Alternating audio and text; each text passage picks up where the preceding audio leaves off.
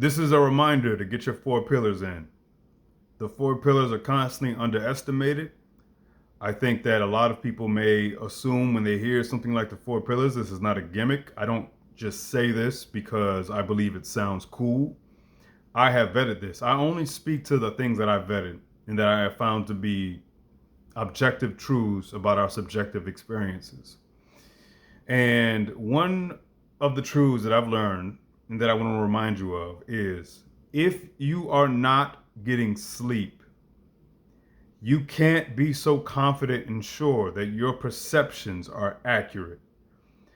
If you are not getting your sleep, when you assume that this is the problem, that is the problem, you are the problem, and you are the problem, you can't be so sure because a lot of our sense of satisfaction comes first and foremost from our internal fountains, from our internal wells.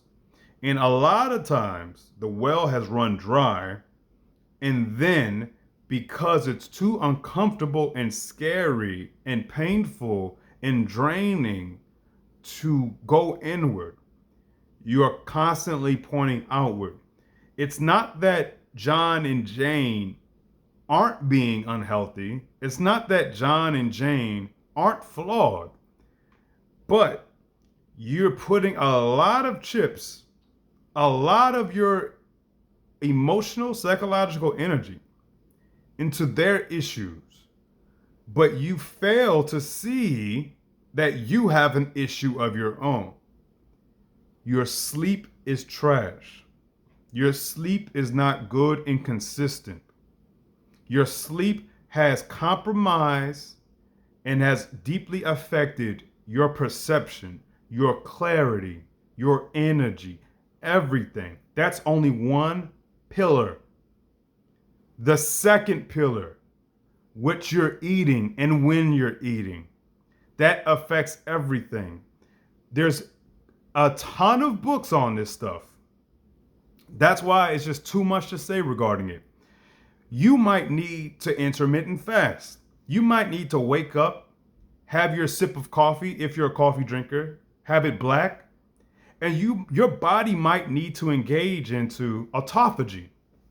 That is a mechanism that your body has available to us when you fast, where it begins to recycle all of the quote unquote debris inside of your body and a detoxification occurs. Now, let's be clear. One of the greatest detoxifiers is sleep. But secondly, if you're also intermittent fasting, and it's not only those effects, it can increase your clarity. It can increase your sense of satisfaction, your energy. If you just are not eating from the moment you wake up into 6 hours in the day, but you don't eat, then the next thing you eat is what? Let's say it's just a salad of lettuce, some carrots and shit. That is not going to nourish your body after it has strained itself and pushed itself to survive and to be enhanced despite not getting nourishment. Now you're giving it essentially water in the form of food. Or you drink a soda and eat fast food. That's not good for your body. What is my point? My point is every single thing you do matters. Maybe you need to wake up and eat eggs, 4 eggs and oatmeal. Maybe you need to get higher quality eggs. Maybe you need to dabble with one day engaging in a kind of veganism. And then maybe the next day you need to engage in a kind of carnivorism where you eat only a nice high quality steak. There was somebody I heard, and I'm not mad at this, but they said that, there's a lot of, in our diet, the reason why we're so unhealthy because we're eating a lot of meat. I was like, no, y'all are eating a lot of carbs. Y'all eating a ton of flour with no nutrients in it. You're better off. So to people who are that think that meat is the devil, many of you would be better off eating a high quality steak as your one meal, as your 2 meals throughout the day, than eating all the other crap that you're eating. Maybe you do need to incorporate some nice organic white jasmine rice. My point is there's so many variables and there's so many specifics. There's so many possibilities. But the timing matters. The variation matters. The listening to what's going on inside yourself matters. There's too much noise though. You're so fixated and focused on too much noise. You're looking at nonsense. You're listening to nonsense. Your perception, therefore, will be nonsensical. Stop being surprised and shocked as to why you're confused. You have to suffer. Suffer how? Suffer because it's a circumstance of suffering to listen to your body. You know why? Because your body is often crying out, I need a rest. Your body is often crying out, I want some junk. Because you're going through literal withdrawal from the excessive amounts of salt and sugar that you are typically exposing your body to. You could see monumental changes in your energy by subtracting wheat flour from your diet to be essentially quote unquote gluten-free. Do you know how many people don't know what gluten-free means? Do you know how many people underestimate and don't understand how powerful something like wheat, the wheat flour that is commercialized today and manufactured today, how much it's possibly negatively affecting you? It's not about wheat flour in and of itself. In Italy, they have a completely different process for their wheat, which makes it less crappy than the ones that we consume. Do you understand that a lot of the foods you're consuming, these people who are producing it don't give a damn about its quality. They only give a damn about the speed, the amount, and the speed. The mass production is the concern. And we consume it and you think it's not affecting you? You presume, and we're so conspiratorial. There's so much more to say. I haven't even gotten to just incorporating some bananas. If you have insomnia, if you have sleep issues, eat 2 bananas at the end of the night, very ripened bananas. That could help you out. Can't go any further. My point is diet. The timing of when you eat, knowing what's compatible with your particular system, it is a matter of trial and error.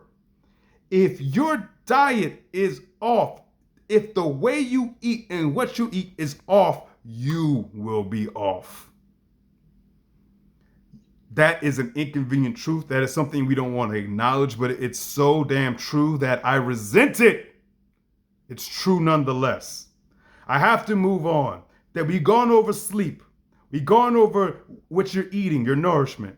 Let's talk about physical activity. You think that you wonder why your body's falling apart. You wonder why you feel like crap.